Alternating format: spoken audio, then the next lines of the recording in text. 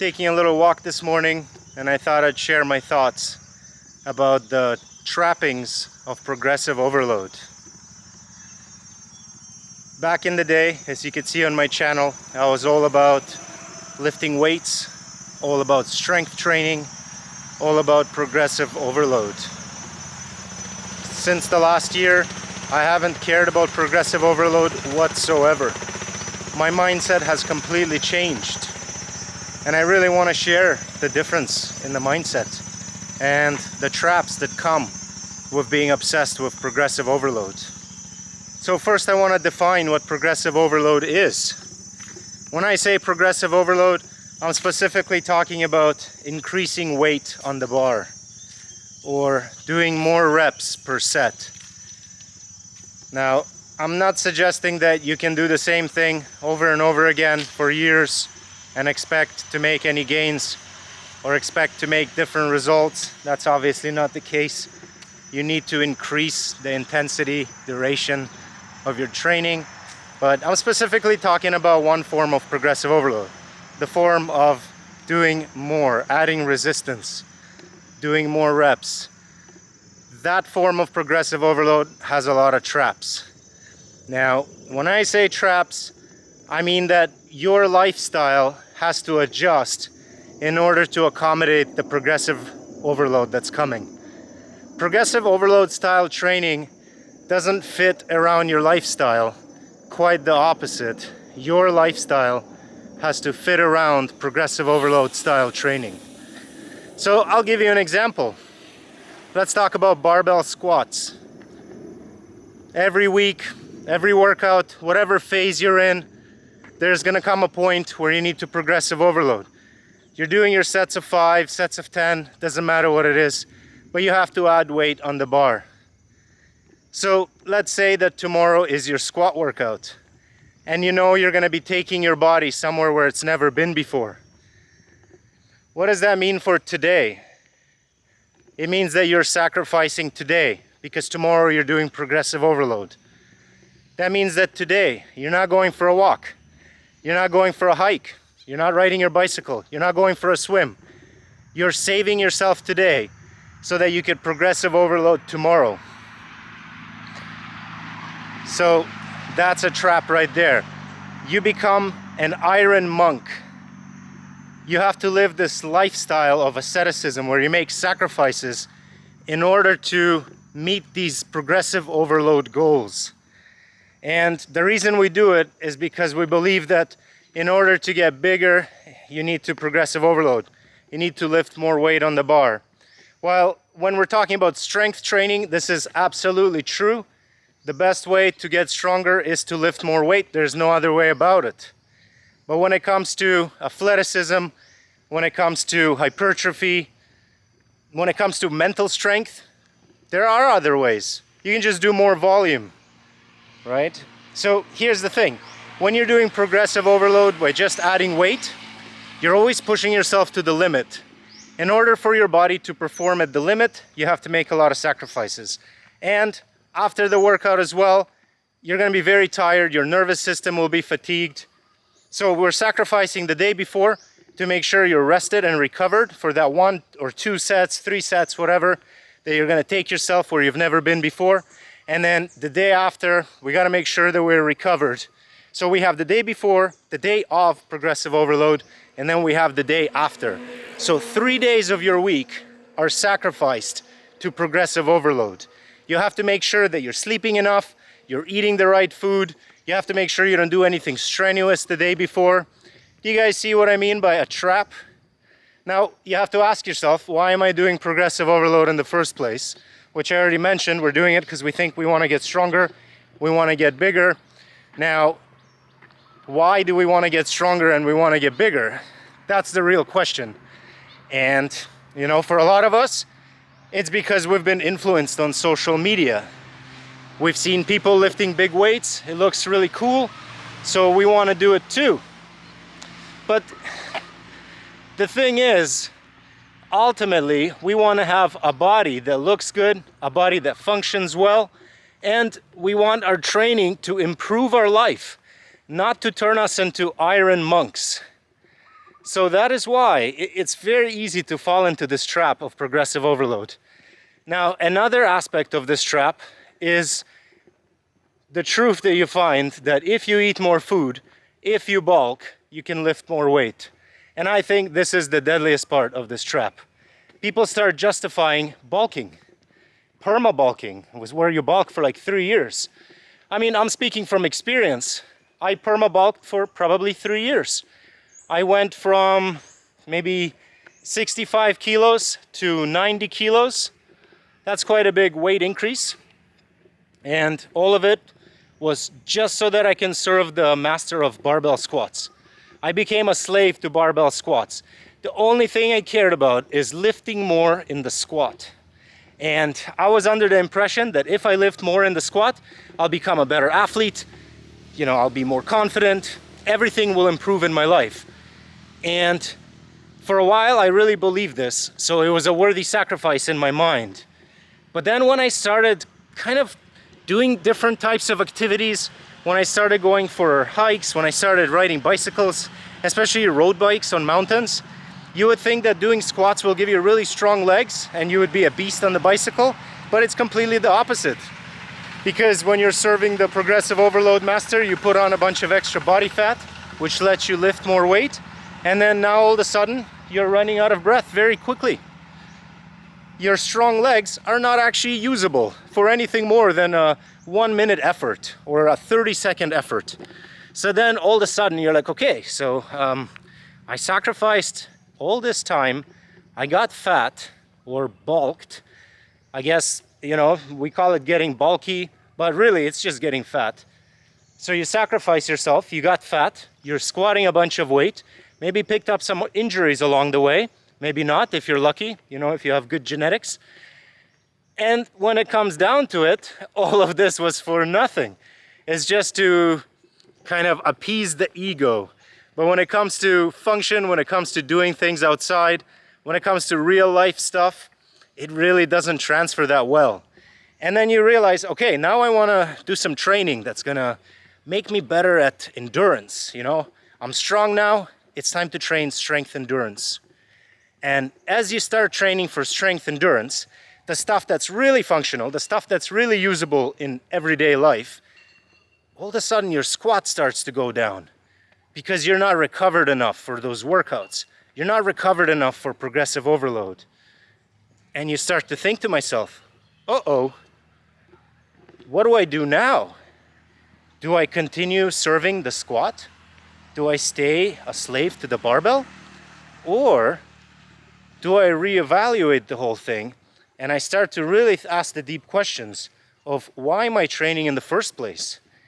Am I training just to serve the barbell or to serve social media, to get an extra 5 kilos on the bar? Or am I training to improve my life?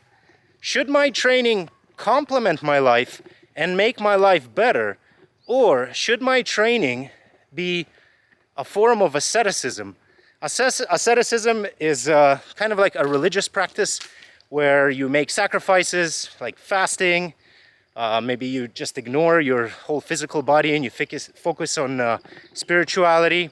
So the barbell can end in the same type of thing where you're sacrificing other aspects of your life just so that you can hit this progressive overload target. So my new thinking is that training should be adding to your life. It should not be forcing you to completely change your life. It should not be forcing you to make insane sacrifices. If your friend's birthday is coming up and you have to go out, you shouldn't be like, hey man, I got a squat session tomorrow. I'm gonna PR, so I'm gonna leave home at 9 o'clock. I've been that guy. I've done that many times. And thinking back on it, maybe it wasn't the greatest thing to do. I did get some pretty good gains. I managed to squat 4 plates, ass to the grass. I managed to bench almost 3 plates. But as soon as I started training for strength endurance, and still, as soon as I got my body a little bit more functional, as soon as I started to get better at cardio, all those things just kind of went away. And it became this battle between strength training and strength endurance. And the reality is that training for strength endurance is a lot more important for us humans. Because when do you ever need to do something for 30 seconds? almost everything we do has aspects of endurance. You need to be able to produce strength for a long period of time. And for this, we don't really need to progressive overload in the same way that we traditionally thought about it. You need to progressive overload by doing more work. Not necessarily by doing the same amount of work, but with more weight. Rather, doing more work. We get better by doing more work. And we want to find a type of work that doesn't really take away from our lifestyle, but adds to our lifestyle. You don't want to do work that's going to make you tired for the rest of the day. So if you're doing like 5 rep maxes, 3 rep maxes, it's this like really small amount of time. You have to get really psyched up. You hit this hard set, and then you feel this fatigue for the rest of the day.